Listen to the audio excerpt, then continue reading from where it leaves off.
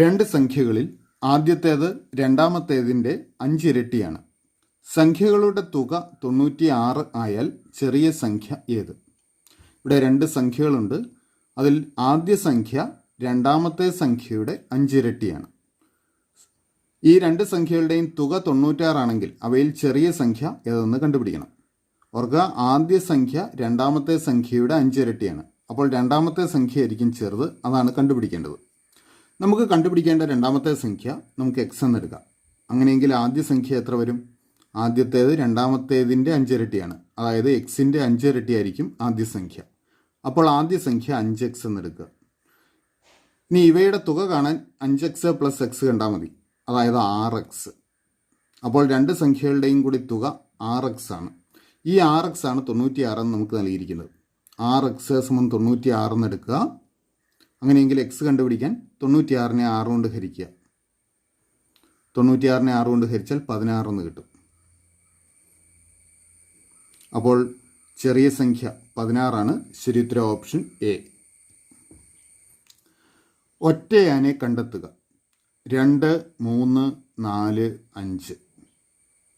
അപ്പോൾ ഈ 4 സംഖ്യകളിൽ വേറിട്ട് നിൽക്കുന്ന സംഖ്യ ഏതെന്ന് കണ്ടെത്തണം. അപ്പോൾ ഇതിലെ 3 സംഖ്യകൾക്കൊരു പ്രത്യേകതയുണ്ട്. നോക്കുക, ആ 3 സംഖ്യകൾ ഇതൊക്കെയാണ്: 2, 3, 5. ഈ സംഖ്യകൾക്ക് പൊതുവായൊരു പ്രത്യേകതയുണ്ട്.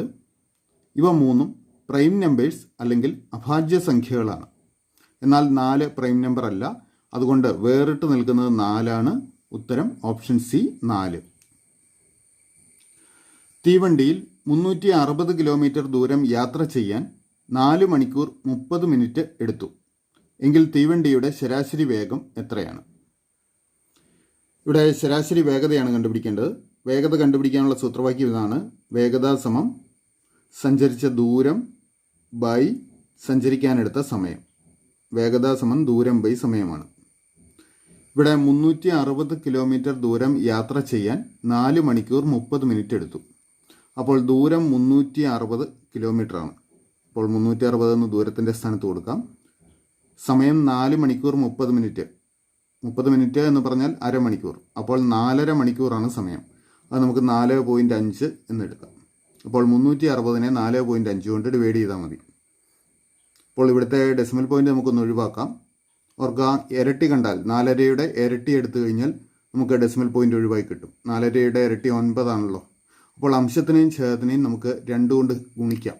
360ൻ്റെ ഇരട്ടി എടുക്കുക, ഇവിടെ 4.5യുടെ ഇരട്ടി എഴുതുക. 360ൻ്റെ ഇരട്ടി 720, 4.5യുടെ ഇരട്ടി 9. അപ്പോൾ 720/9 കണ്ടാൽ മതി.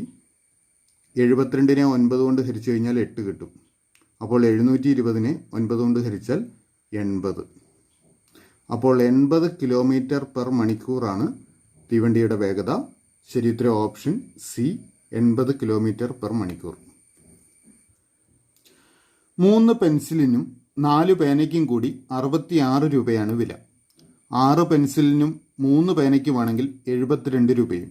എങ്കിൽ ഒരു പേനയുടെ വില എത്രയാണ്? നമുക്ക് ഒരു പെൻസിലിൻ്റെ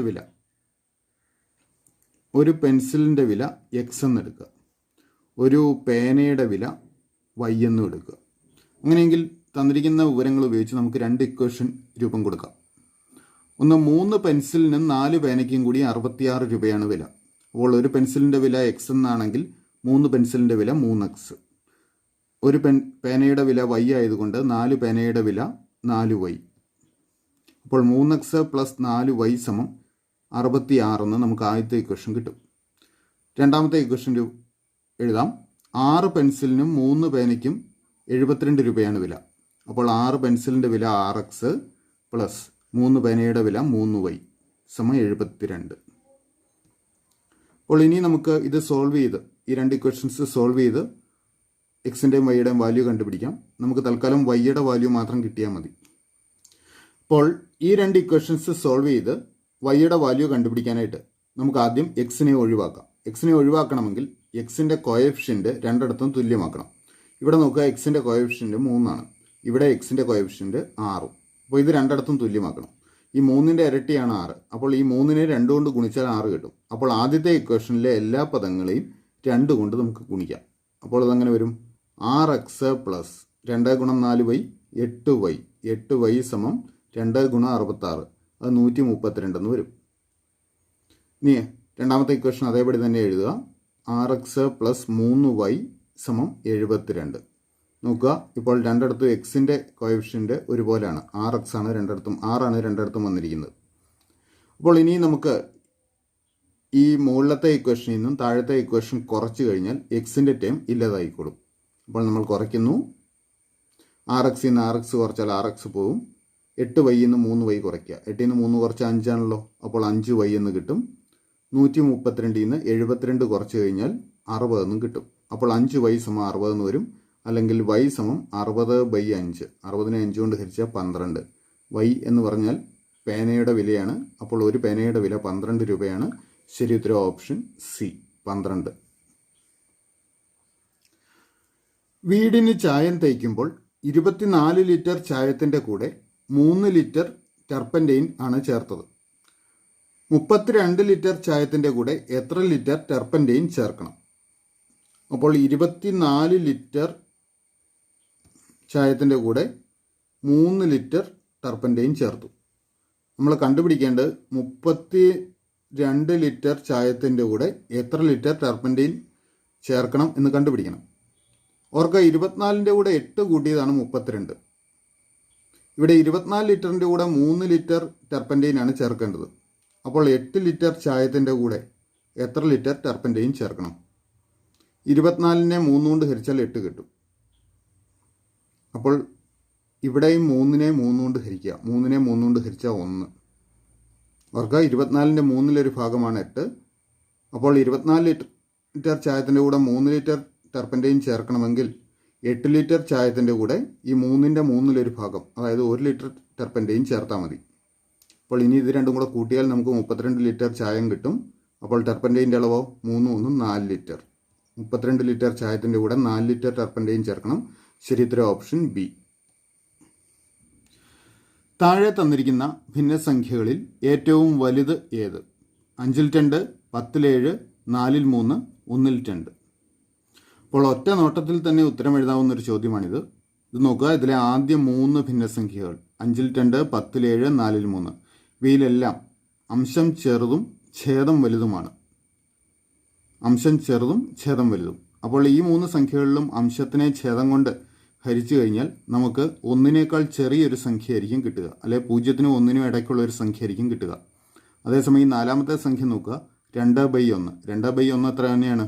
2നെ 1 കൊണ്ട് ഹരിച്ചാൽ 2 ആണ് കിട്ടുക. അപ്പോൾ ഇതിൻ്റെ വാല്യൂ 2. ഇതാണ് ഏറ്റവും വലിയ സംഖ്യ. അപ്പോൾ ശരി ഉത്തരം ഓപ്ഷൻ ഡി, 1ൽ 2. ഒരാൾ തൻ്റെ വീട്ടിൽ നിന്ന് 300 മീറ്റർ തെക്കോട്ട് നടന്നു. പിന്നീട് ഇടത്തോട്ട് തിരിഞ്ഞ് 100 മീറ്റർ പോയ ശേഷം വലത്തോട്ട് തിരിഞ്ഞ് 200 മീറ്റർ സഞ്ചരിച്ച് വീണ്ടും വലത്തോട്ട് തിരിഞ്ഞ് 100 മീറ്റർ നടന്നാൽ അയാൾ വീട്ടിൽ നിന്നും ഏത് ദിശയിൽ എത്ര അകലെയാണ്? അപ്പോൾ ഡയറക്ഷൻസ് ഉൾപ്പെടുന്ന ഈ ചോദ്യത്തിന് നമുക്കൊരു ഫിഗർ വരയ്ക്കണം. അതിനായിട്ട് നമുക്ക് ആദ്യം ഡയറക്ഷൻസ് ഒന്ന് മാർക്ക് ചെയ്യാം. North, south, east, west. ഇനി തന്നിരിക്കുന്ന വിവരങ്ങൾ വെച്ച് നമുക്കൊരു ചെറിയ ഫിഗർ വരയ്ക്കാം. അപ്പോൾ ഒരാൾ തൻ്റെ വീട്ടിൽ നിന്ന്, ഈ പോയിൻ്റാണ് വീടെന്ന് കരുതുക, ഇവിടെ നിന്ന് 300 മീറ്റർ തെക്കോട്ട് നടന്നു. അപ്പോൾ തെക്കോട്ടാകുമ്പോൾ താഴോട്ട് 300 മീറ്റർ നടന്നു. പിന്നീട് ഇടത്തോട്ട് തിരിഞ്ഞു. അപ്പോൾ തെക്കോട്ട് നോക്കിയിരിക്കുന്ന ഒരാൾ ഇടത്തോട്ട് തിരിഞ്ഞു കഴിഞ്ഞാൽ കിഴക്കോട്ട് വരും. അപ്പോൾ ഇടത്തോട്ട് തിരിഞ്ഞ് 100 മീറ്റർ നടന്നു. അപ്പോൾ ഇത് 100 മീറ്റർ.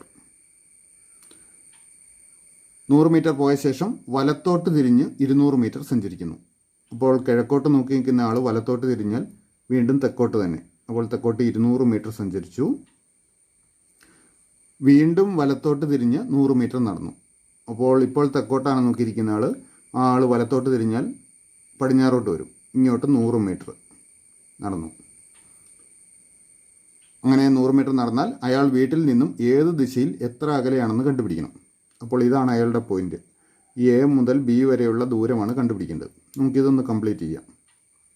നോക്കുക, ഇവിടെ കിഴക്കോട്ട് നടന്നത് 100 മീറ്ററാണ്. ഇവിടെ പടിഞ്ഞാറോട്ട് നടന്നത് 100 മീറ്ററാണ്. അതുകൊണ്ട് ഈ എയിൽ നിന്നുള്ള ഈ ലൈനിൽ തന്നെയായിരിക്കും ബി എന്ന പോയിന്റും. അപ്പോൾ ഇതൊരു നേർരേഖയായിരിക്കും. ഇനി ഇവിടെ 100 മീറ്ററും ഇവിടെയും 100 മീറ്റർ. ഇവിടെ 200 മീറ്ററാണ്. ഇതും 200 മീറ്റർ വരും. ആദ്യത്തെ എ മുതൽ ഈ പോയിന്റ് വരെയുള്ളത് 300 മീറ്റർ, അതിന് താഴോട്ട് 200 മീറ്റർ. അപ്പോൾ ടോട്ടൽ ഈ ഡിസ്റ്റൻസ് എന്ന് പറയുന്നത് 500 മീറ്ററാണ്. അപ്പോൾ എയിൽ നിന്നും 500 മീറ്റർ തെക്കാണ് ബി. അപ്പോൾ ഇപ്പോഴത്തെ അയാളുടെ സ്ഥാനം 500 മീറ്റർ തെക്കാണ്. ശരി ഉത്തരം ഓപ്ഷൻ ഡി, 500 മീറ്റർ തെക്ക്. 4 വർഷം മുമ്പ് റഹീമിൻ്റെ പ്രായം രാമുവിൻ്റെ പ്രായത്തിൻ്റെ 3 മടങ്ങായിരുന്നു. 2 വർഷം കഴിയുമ്പോൾ ഇത് 2 മടങ്ങാകും. എന്നാൽ രാമുവിൻ്റെ ഇപ്പോഴത്തെ വയസ്സെത്ര? ഇവിടെ 4 വർഷം മുമ്പ് റഹീമിൻ്റെ പ്രായം രാമുവിൻ്റെ പ്രായത്തിൻ്റെ 3 മടങ്ങായിരുന്നു എന്ന് നൽകിയിട്ടുണ്ട്. 2 വർഷം കഴിയുമ്പോൾ ഇത് 2 മടങ്ങാകും. എന്നാൽ രാമുവിൻ്റെ ഇപ്പോഴത്തെ വയസ്സ് എത്രയെന്ന് കണ്ടുപിടിക്കണം. നമുക്ക് കണ്ടുപിടിക്കേണ്ട രാമുവിൻ്റെ ഇപ്പോഴത്തെ വയസ്സ് നമുക്ക് എക്സ് എന്നെടുക്കാം. അപ്പോൾ 4 വർഷം മുമ്പത്തെ അവരുടെ വയസ്സുകൾ നമുക്ക് കണ്ടുപിടിക്കാമല്ലോ. രാമുവിന് ഇപ്പോൾ എക്സ് വയസ്സുണ്ടെങ്കിൽ 4 വർഷം മുമ്പ് രാമുവിൻ്റെ പ്രായം x-4 ഇപ്പോഴത്തേക്കാൾ 4 വയസ്സ് കുറവ്. അന്ന് റഹീമിൻ്റെ പ്രായം രാമുവിൻ്റെ പ്രായത്തിൻ്റെ 3 മടങ്ങായിരുന്നു എന്ന് പറഞ്ഞിട്ടുണ്ട്. അപ്പോൾ x-4 3 കൊണ്ട് ഗുണിച്ചു കഴിഞ്ഞാൽ റഹീമിൻ്റെ അന്നത്തെ പ്രായം കിട്ടും. 3 × x-4. അതങ്ങനെ തന്നെ എഴുതിയിട്ടേക്കുക. സിംപ്ലിഫൈ ഒന്നും ഇപ്പോൾ ചെയ്യണ്ട. ഇനി 2 വർഷം കഴിയുമ്പോൾ, 2 വർഷം കഴിയുമ്പോൾ എന്ന് പറഞ്ഞാൽ ഇന്നേക്ക് 2 വർഷം കഴിയുമ്പോഴാണ്. ഇപ്പോഴത്തെ പ്രായം എക്സ് ആണ്. ഇനി 2 വർഷം കഴിയുമ്പോൾ എക്സിനേക്കാൾ 2 വയസ്സ് കൂടും. അപ്പോൾ 2 വർഷം കഴിയുമ്പോഴുള്ള രാമുവിൻ്റെ പ്രായം x+2. അപ്പോഴത്തെ റഹീമിൻ്റെ പ്രായം എത്രയാണ്? ഇത് 4 വർഷം മുമ്പത്തെ പ്രായമാണ്. ഇപ്പോഴത്തെ റഹീമിൻ്റെ പ്രായം കിട്ടണമെങ്കിൽ ഇതിനോട് 4 കൂട്ടണം. 3 × x-4 4 കൂട്ടുക. ഇനി 2 വർഷം കഴിയുമ്പോഴുള്ള പ്രായം കിട്ടാൻ ഇതിനോട് 2 കൂടെ കൂട്ടുക. അപ്പോൾ ഇതാണ് 2 വർഷം കഴിയുമ്പോഴുള്ള രാമുവിൻ്റെയും റഹീമിൻ്റെയും പ്രായം. ഈ 2 പ്രായങ്ങൾ തമ്മിലുള്ള ഒരു ബന്ധമാണ് നമുക്ക് ഇവിടെ രണ്ടാമത്തെ സെൻറ്റൻസിൽ നൽകിയിരിക്കുന്നത്. 2 വർഷം കഴിയുമ്പോൾ ഇത് 2 മടങ്ങാകും. അതായത് 2 വർഷം കഴിയുമ്പോൾ രാമുവിൻ്റെ പ്രായത്തിൻ്റെ 2 മടങ്ങാകും റഹീമിൻ്റെ പ്രായം. അത് നമുക്ക് ഇങ്ങനെ എഴുതാം. റഹീമിൻ്റെ പ്രായം 2 വർഷം കഴിയുമ്പോഴുള്ള പ്രായം 3 × x-4 പ്ലസ് 4 കൂടെ കൂട്ടാം 6. ഇതാണ് 2 വർഷം കഴിയുമ്പോഴുള്ള റഹീമിൻ്റെ പ്രായം. ഇത് രാമുവിൻ്റെ പ്രായത്തിൻ്റെ 2 മടങ്ങാവുന്നു. അതായത് 2 രാമുവിൻ്റെ 2 വർഷം കഴിയുമ്പോഴുള്ള പ്രായം x+2 ആണല്ലോ. 2 × x+2 വരും. നമുക്കിത് സിംപ്ലിഫൈ ചെയ്യാം. അപ്പോൾ ഇവിടെ 3 കൊണ്ട് ഇതിനെ ഗുണിക്കുന്നു. അപ്പോൾ 3x - 3 4 12 പ്ലസ് 6 സമം ഇവിടെയോ 2x + 4 എന്ന് വരും. നമുക്ക് എക്സിൻ്റെ വാല്യൂ ആണ് കണ്ടുപിടിക്കേണ്ടത്. ഈ എക്സ് ഉള്ള ടൈം നമുക്ക് ഇടതുവശത്തേക്കും എക്സ് ഇല്ലാത്ത നമ്പേഴ്സൊക്കെ വലതുവശത്തേക്കും കൊണ്ടുപോകാം. അപ്പോൾ 3x 2x ഇവിടെ വരുമ്പോൾ -2x എന്നാവും. 3x - 2x സമം 4 ഇവിടെ ഓൾറെഡി ഉണ്ട്. -12 ഇവിടെ വരുമ്പോൾ +12 ആവും. +6 ഇവിടെ വരുമ്പോൾ -6 ആവും. 3x നിന്ന് 2x കുറച്ചാൽ 1x എന്ന് കിട്ടും. 1x സമം 12 4 16. 16 നിന്ന് 6 കുറച്ചാൽ 10. അപ്പോൾ എക്സിൻ്റെ വാല്യൂ 10 എക്സ് 10 കിട്ടിയേക്കുന്നത്. അപ്പോൾ രാമുവിൻ്റെ ഇപ്പോഴത്തെ വയസ്സ് 10 വയസ്സ്. ശരി ഉത്തരം ഓപ്ഷൻ സി 10. അടുത്ത ചോദ്യം, ഉചിതമായ ബന്ധം കണ്ടെത്തി പൂരിപ്പിക്കുക. Mark PDUN score dash. അപ്പോൾ മാർക്കിന് കൊടുത്തിരിക്കുന്ന കോഡാണ് PDUN. അതേ രീതിയിൽ സ്കോറിൻ്റെ കോഡ് നമ്മൾ കണ്ടുപിടിക്കണം. അപ്പോൾ എന്താണ് ഇവിടെ നൽകിയിരിക്കുന്ന മാറ്റം എന്നുള്ളത് നമുക്ക് കണ്ടുപിടിക്കാനായിട്ട് അക്ഷരമാല നമുക്കൊന്ന് എഴുതാം.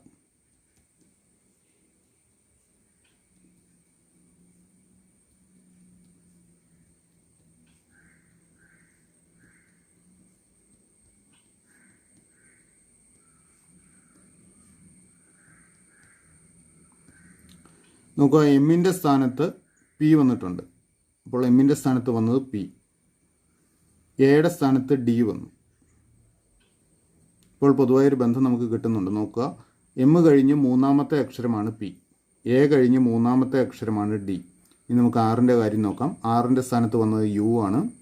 നോക്കുക, ആറിൻ്റെ സ്ഥാനത്ത് യു, 6 കഴിഞ്ഞുള്ള 3ാമത്തെ അക്ഷരമാണ് യു. കെയുടെ സ്ഥാനത്ത് എൻ വന്നു. നോക്കാം, അതെ, ഇവിടെയും കെയുടെ കഴിഞ്ഞ് 3ാമത്തെ അക്ഷരമാണ് എൻ. അപ്പോൾ ഇവിടെ ഈ ഓരോ അക്ഷരത്തിനും പകരം അതിന് ശേഷം വരുന്ന 3ാമത്തെ അക്ഷരം എഴുതിയാൽ മതിയാവും. എസ്സിന് ശേഷം വരുന്ന 3ാമത്തെ അക്ഷരം വി. അപ്പോൾ ആദ്യത്തത് വി വേണം. സിക്ക് ശേഷം വരുന്ന 3ാമത്തെ അക്ഷരം എഫ്. അപ്പോൾ വി എഫ്. അടുത്ത ഒ ആണ്. ഒയ്ക്ക് ശേഷം വരുന്ന മൂന്നാമത്തെ അക്ഷരം ആറാണ്. അപ്പോൾ VFR. ഇനി ആറിന് ശേഷം വരുന്ന മൂന്നാമത്തെ അക്ഷരം യു ആണ്. അപ്പോൾ VFRU എന്നാണ് കോഡ് വേണ്ടത്. ശരി ഉത്തരം ഓപ്ഷൻ ബി, VFRU. ക്ലോക്കിലെ സമയം 5:10 ആയാൽ പ്രതിബിംബത്തിലെ സമയം എത്രയായിരിക്കും? ഇവിടെ ക്ലോക്കിലെ സമയം നൽകിയിട്ടുണ്ട് 5:10. പ്രതിബിംബത്തിലെ സമയം കണ്ടുപിടിക്കണം. ഇത് കണ്ടുപിടിക്കാൻ ഒരു ഷോർട്ട് കട്ട് ഉണ്ട്. 12 മണിക്കൂറിൽ നിന്നും ഈ തന്നിരിക്കുന്ന സമയം കുറച്ചാൽ മതി. അപ്പോൾ കുറയ്ക്കാനുള്ള സൗകര്യത്തിനായിട്ട് നമുക്ക് 12 മണിക്കൂറിനെ 11 മണിക്കൂർ 60 മിനിറ്റ് എന്ന് എഴുതാം. അതിൽ നിന്നും 5 മണിക്കൂർ 10 മിനിറ്റ് കുറയ്ക്കുക. 11 നിന്ന് 5 കുറച്ചാൽ 6, 60 നിന്ന് 10 കുറച്ചാൽ 50. അപ്പോൾ 6 മണി 50 മിനിറ്റ് ആയിരിക്കും പ്രതിബിംബത്തിലെ സമയം. ശരി ഉത്തരം ഓപ്ഷൻ എ.